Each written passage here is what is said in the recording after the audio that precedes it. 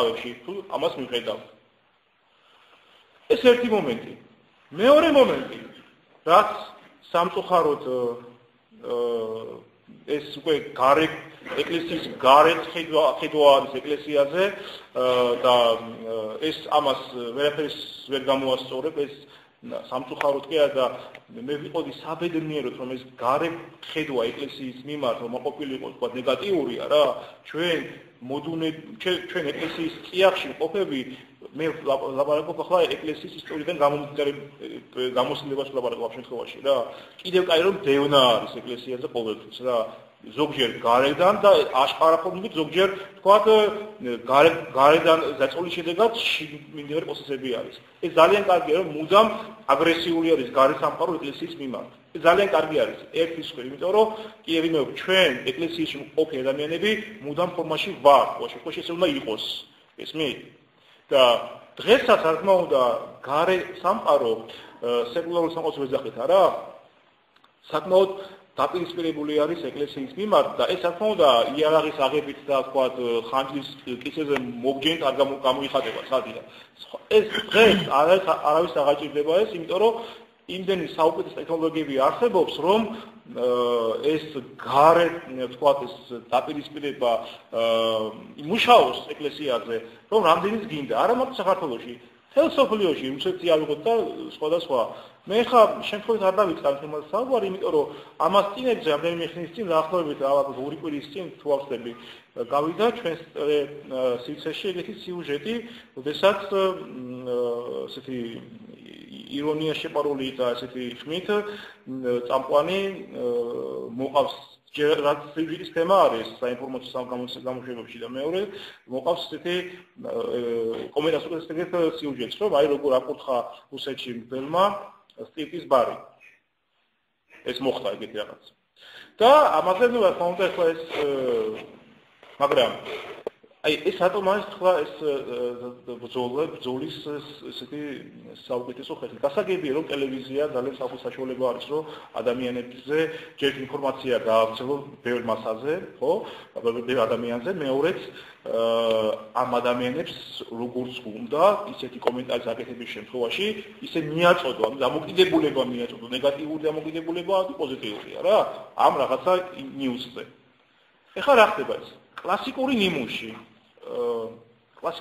იმისა როგორ ესე ვთქვათ ცელდება ეკლესიის საწინააღმდეგო ინფორმაცია და ეს ნიუსი არის ხაზუსვამ ახალი ამბავი არის ხო და ეს ახალი ამბავი რომელიც გადაიცა 2 კვირის წინ მოხდა 2008 წელს ხაზუსვა ეს ახალი ამბავი მოხდა 2008 წელს დღეს კარზე არის გამის 2 წელიწადი ხო მართალია რა ესე იგი როგორი ახალი ამბავი არის ერთი ხო აქედან დავჭირეთ ერთი მომენტი ანუ უკვე აქ ჩანს უკვე როგორი დაკრობა არის როგორი ესეთი ნეგატივი არის უკვე ნეგატიური დამოკიდებულება არის უკვე ამ საინფორმაციო საშუალებისა ეკლესიის მიმართ კაცო თუ ასეთი სწრაფ და მშვიდიერად რეაგირებს თქვა რაღაცა ინფორმაციებზე და ამბებზე ასე 2008-ში გაუშვი რა მოხდა ეს თქვა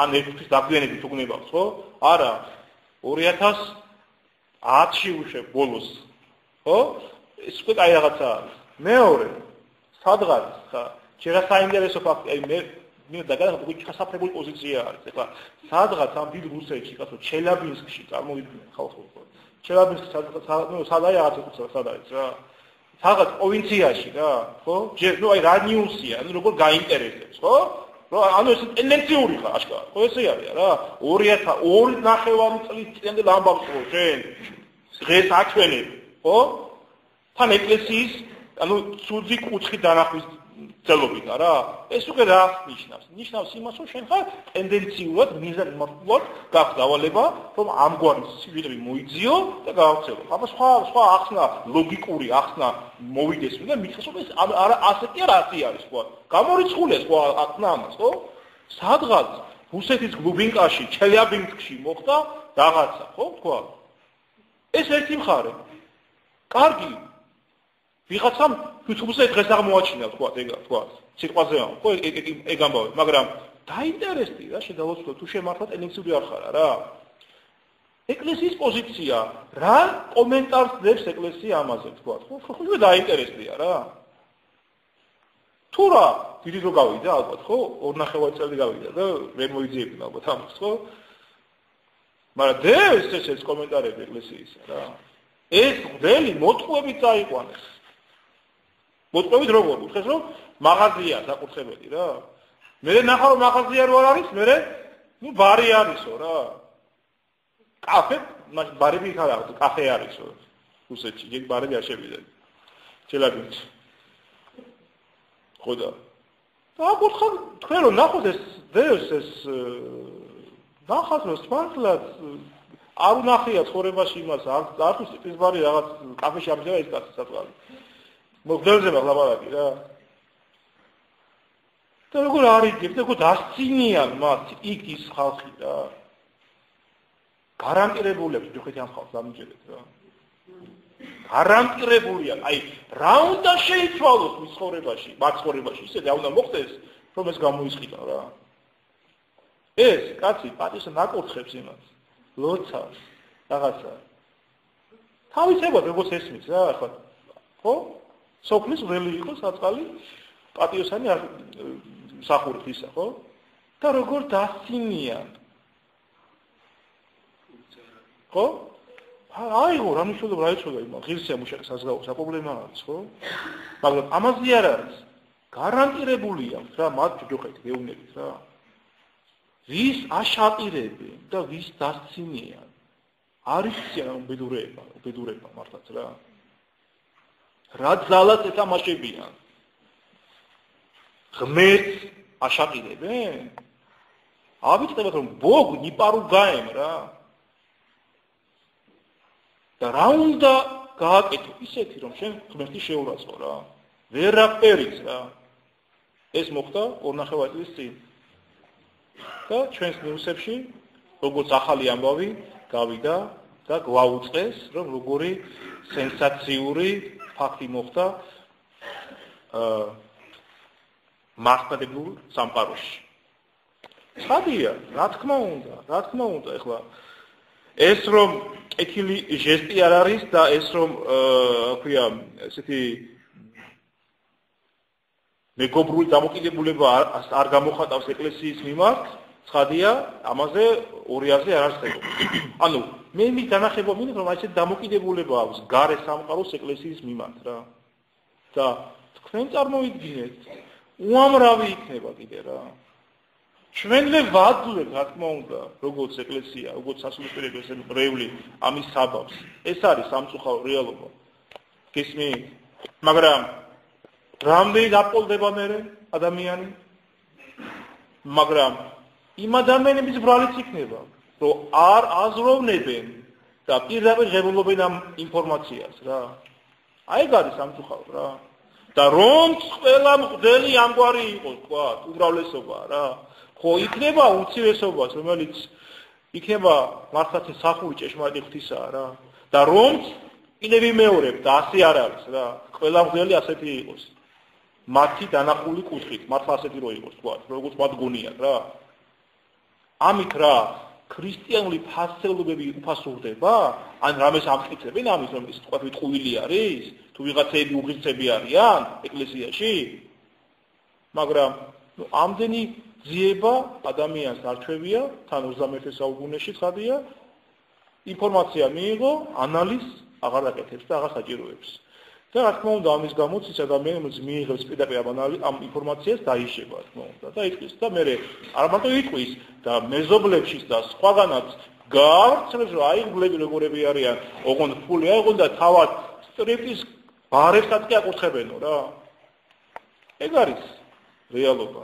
ეს არის რომ დიახაც ეკლესიის დისკრედიტაციაზე მუშაობს გარე სამყარო. ასე არის. იგივე რუსეთში, იგივე ახაც. იგივე სხვაგანაც. ესე არის. მაგრამ ამით ჩვენ კი არ უნდა რაღაცა შევშინდეთ და ამით რაღაცა ჩვენ რაღაცა პირიქით, კიდე გეუბნებით. ეს სტიმულია ჩვენთვის ხალხო. გარე საყარო აგრესიული არის ეკლესიის მიმართ, ეს ჩვენთვის სტიმული არის და მანიშნებელია იმისა, რომ დიახაც, სოციალურ ორგანიზმს აყავს მტრები და არა მკვდარს.